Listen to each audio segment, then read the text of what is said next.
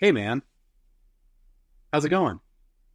Hey, dude, it's great. I got to watch a movie, like brand new movie last week, um, with my wife. Just really special time, and I once again went back to my roots and ate popcorn with no salt, no butter.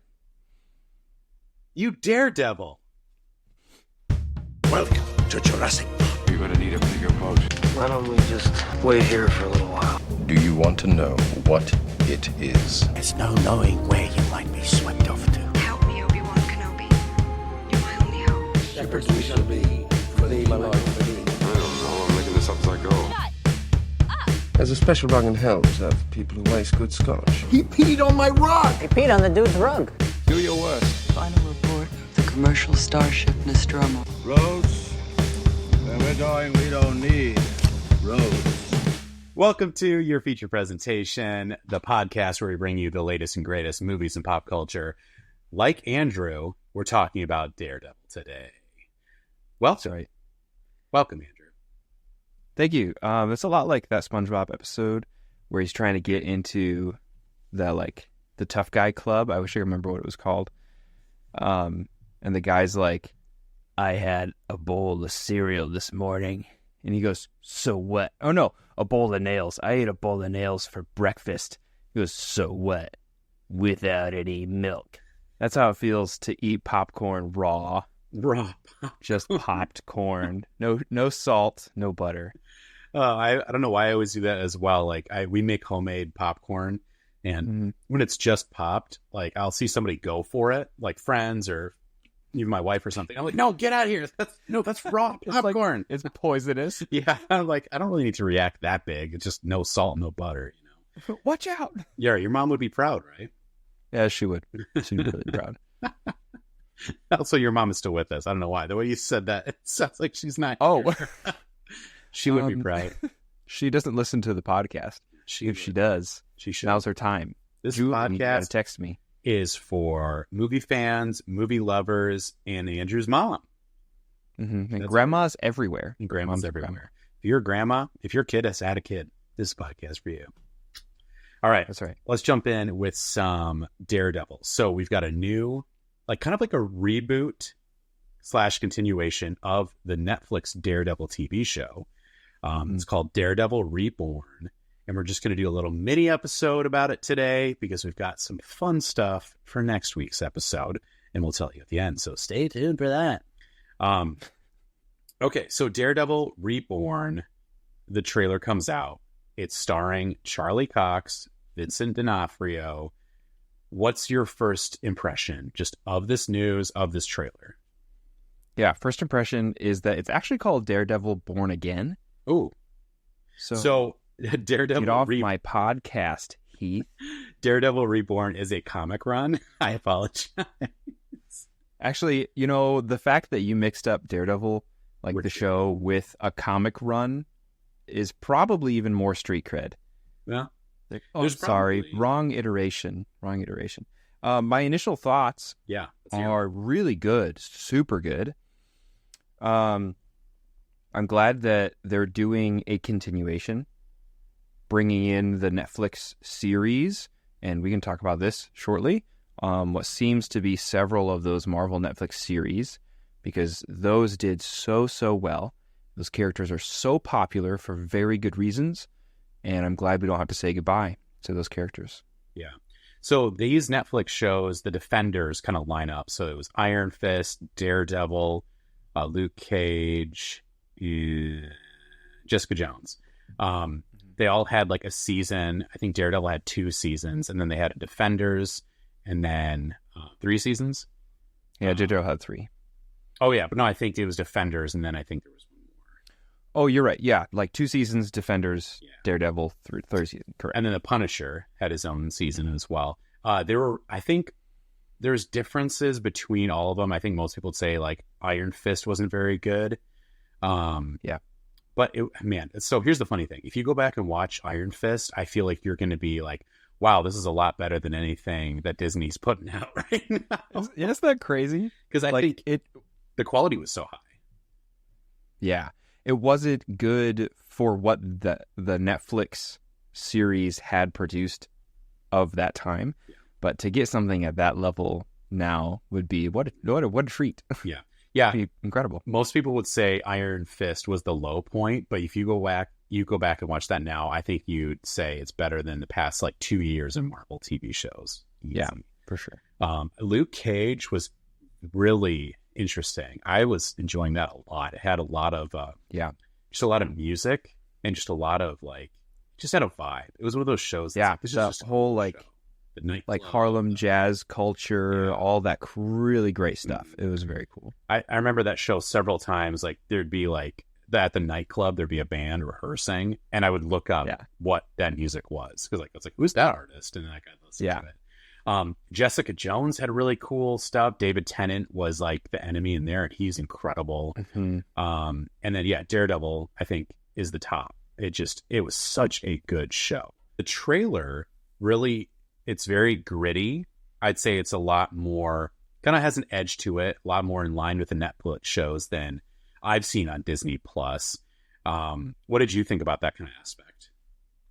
Yeah, that was the reason that I liked the Netflix shows. The street level heroes that were street level gritty, a lot of dark themes, a lot of nighttime stuff. Like when you have the Avengers and every actor is getting paid dozens of millions of dollars and towards the end, hundreds of millions of dollars, then everything has to be extremely well lit. And that just means daytime for most of the stuff. And I know that might be a little thing, but like the fact that our hero is a like caped, like cowled hero, I think is really cool. And all that gritty stuff. It was refreshing back then, like a fresh new take, and now it just feels like home. Like this is the Marvel stuff. Feels like home. It's just stuff that I just really got excited about back when it came out, like 2014 was it? So I'm really excited. Yeah, that's really interesting that you bring that up, because I think there's always been this struggle with actors. They want to show their face, which I get it, because this is their craft. But there's so many heroes / like video game characters that have that mystique about them that I think actors can't do that. They don't want to do that, and it's tough. And I also know that like that takes them away from certain things. Like I think now we're at the point too where we're assuming that Spider-Man 4 won't get like best movie of the year, right. But there's an amount of like actors won't be available for certain things if their face isn't shown a certain amount of times. Like so, like the industry is kind of against that. So yeah, I do love it when we see things like the cowled superhero. It just makes it fun. And yeah, I think there's a big part of that too, that this is something that like Charlie Cox loves. Like he loves this stuff. And the Daredevil, I think it's a good show. It's a well-written show, the original. And I think what made it famous is the action, like the stairwell scene, all these parts of like people just got fired up. Cool. And it's like, yeah, like people I think outside of this superhero genre were just like, that's just a cool show. And like, I don't know, something like a John Wick, like when you see an actor love the property so much and put so much time and effort into that, it's just like it makes it special, Yeah, it felt like the original like 2-3 seasons of Daredevil and The Punisher, those shows felt like Marvel's take on the like old school kung fu stuff, like old school kung fu movies. Jackie Chan, Ip Man, I think of for like hard hits. Like those stunt guys are taking an actual kick to the face. That's what Daredevil feels like. It's so grounded. Oh, and like when you watch it, it's not like Thor's hammer is beaming across 4 city blocks and then it hits Thanos in the head and it goes dong, and you're like, whoa, good aim, good hit. It's like a roundhouse kick connects with someone on the side of the head and you're like, ooh. Or like someone gets thrown to the ground and you watch, no cuts, you watch them land right on their back and their head just smack, and you're like, oh, that's why I'm here. Yeah, I think it's one of those things where you see you see the like the rehearsal that went into something like that, and I think absolutely that's something why like Star Wars Episode 3 I think works so well. It's because you see like those two actors sword fighting and like, oh, you guys rehearse this. Like there's so much CG in that, but it's like, you feel for it because like they practiced, they rehearsed. That was not like a CG'd character fighting a real one, it's just like something real. And one more thing I was thinking about, back to the cowl. We watched Wolverine don his cowl for the first time in a movie, and that was the biggest cheer that I heard in the movie theater. Like people lost their mind, and it's just like, man, people want this. They want the cool looking comic book hero, and absolutely. I don't know. It's just exciting to see where it's coming from. So yeah, Charlie Cox is back in it. Deborah Ann Waller and Eldon Henson, who played Foggy.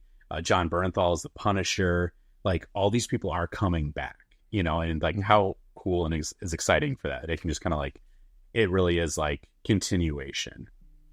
Yeah, that was a big highlight point for the trailer for me, was when it shifts from like, why did you stop being a vigilante? And he's like, through the whole trailer, he's fighting it, he's resisting, he's getting beat up, he's not doing it. And then once the Punisher shows up, John Bernthal, it just flips. He's like, you want to drop the hatchet? And then after that moment, it's like Daredevil has been pulled back. Daredevil and Matt Murdock have been pulled back into this realm that they don't want to be in. And he just throws down. It's so cool. Yeah. And isn't that the superhero way? It's just like, we need you to come back. It's like, it's never like, I don't think any of these heroes want to do this job, but they feel like there's no one else to do them, Yeah. So one more thing I wanted to say about the show itself is the showrunner. So Netflix was doing this thing where it was doing lead writers were kind of like acting as showrunners. And so it was a little different back when this was happening. So the original creator / lead writer, which would have been like a kind of like a showrunner, is not coming back. So that's the big negative that I see, that this is a different creative team. But the showrunner that they're calling a showrunner now is Dario Scatapane. Sure. Sorry, I should have read that before I wrote it down. I'm like, I should have pronounced that. So he wrote and executive produced The Punisher. So he was a part of that show, which I thought was another great Netflix show as well. So like, I do think it's like, okay, it's still in stuff that I love. It's still someone who has a good track record. But I think that's the one thing that's like, I'm a little hesitant about the new show. It's like, it's not the guy that brought us those great seasons from before. Yeah, it makes me think of where we thought Daredevil Born Again would go 2 years ago, 3 years ago when it was announced, because it sounded like it was going to be a retcon, and they were like, hey, probably some multiversal, like this is a different Daredevil, same actor because you like him, but like a different one. And like Foggy wasn't going to come back. We weren't sure about the Punisher, or like, we're still not sure about like Luke Cage and Jessica Jones and stuff. But if that showrunner, lead writer, leaving over large creative differences means that we get all of these characters back, and it's not a retcon, it's a continuation, I think that I'm all for it. And I am made more comfortable knowing that the showrunner is kind of the big creative behind the Punisher. Yeah. That is comforting. Yeah, like to me, I would be terrified if it was like from the creators of Echo or She-Hulk. You know what I mean? I'm like, no. And please don't. We talk about how the writing is what's lacking in a lot of things that we don't like right now. And he's a writer. And I love that, So it's just like, I'm all for this. Like, I'm pumped. The trailer looks good. I'm excited for this. Yeah, I forgot about that controversy. They're like, we're going to give you a new Daredevil. And everyone was like, no. And then Kevin Feige was like, nope, Charlie Cox is our Daredevil. And then he showed up in Spider-Man movie names. The new ones always trip me up. Is it? Oh, yeah. No Way Home. No Way Home. is the third one. Yeah, I think it was No Way Home. It's Homecoming. No, I'm talking about his appearances. Oh, okay. Yeah, no, I was trying. I think he did his first appearance was No Way Home, and then it was She-Hulk. Yeah, and then it was Echo. I think he was in Echo. Oh, was he? Correct? I didn't watch any of Echo. I couldn't stand it. I watched She-Hulk. I watched when he was in it, and it kind of bummed me out because I feel like they kind of nerfed his character in that for sure. And so I was just kind of like, come on, guys. Like, but like that's why I feel like they understand that, and Kevin Feige is the one who like, we're turning the ship. There's some stuff that we need to like stop rushing these shows and just having bad writing that are just like, I feel like the Thor Love and Thunder of it all was just like this slapsticky humor over everything else. Like we can't take anything seriously. And poor Christian Bale gave us an incredible villain that was like so cool. And I was like, but he's like, I bet he was so mad when he saw the other part of the movie because he was like, I was not playing it like that at all, you know? And yeah, I think that's the job of the director and the writers is like everything has to go together. Yeah, very true. It's not his fault. It has not. Yeah, I wish he deserved a better movie. You know, Christian Bale shouldn't have acted so well in Thor: Love and Thunder. Yeah, exactly. It's his fault. So we've already talked a lot about, but I was going to bring up the Netflix show. It came at a time, this was before Disney Plus. So this was the only way Disney had a platform for a TV show. And it's always been a part of the cinematic universe. And they'll reference like aliens coming from the sky, but it's so cool because it doesn't need to interact because this is not huge topics. You know, this is not like, this is littler things, you know, that I think would be cool. I'd love to see some reverse cameos. I think that'd be fun. Like, I don't even know if he can act anymore, unfortunately, or be a part of productions. Like Hawkeye, I feel like would be a perfect inclusion just to like jump in, you know, like little things like that, you know, that like street level kind of heroes. But honestly, at the end of, speaking of Spider-Man, at the end of No Way Home, I thought that we were going to see like Fisk or Daredevil, like again, Daredevil, Fisk, or like lead right into Hawkeye down in the plaza with the Christmas tree when he was swinging through. And I was a little bummed to not get that. I remember that was one of the takeaways I took from that. But yeah. Did you like how bummed were you when the Netflix show stopped? Dude, that was essentially my only Netflix thing that I watched. I don't know what to say. The reason that I subscribed to Netflix was for the Defenders stuff. I found some other things after that, but the reason that I kept it, because we had it, and then I watched Jessica Jones, which I think was the first show that they did on Netflix, because there was also Agents of S.H.I.E.L.D. and stuff. But I forgot about that. Yeah, I watched that, and it was blown away. I was like, this Marvel can do this kind of like hero stuff. So super bummed. And then I was hopeful for Disney Plus to be the place for all of those things and that they would keep it going. And it just hasn't been, which has been a big bummer, but I'm hopeful, and I'm really glad it's coming back. And I'm hopeful that'll like send executives or whoever's in charge of giving people money to do cool stuff, that we want that. Yeah, so definitely.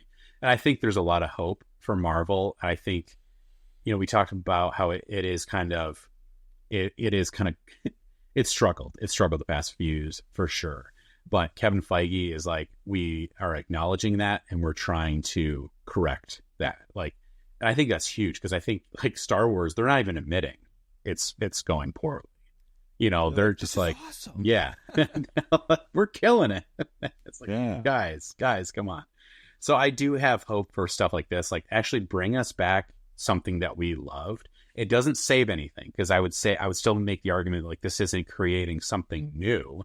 It's like, hey, remember when you loved Daredevil? Like, we'll make it real gritty like you liked before. Yeah. And I have no problem with that because I love that show. I want it back so bad. But I'm like, this still isn't furthering the show. Like, you're still not giving us new heroes that we love, new movies that we love. So it's a bit, I'd say it's a positive spin on a poor franchise, to be honest. But Yeah,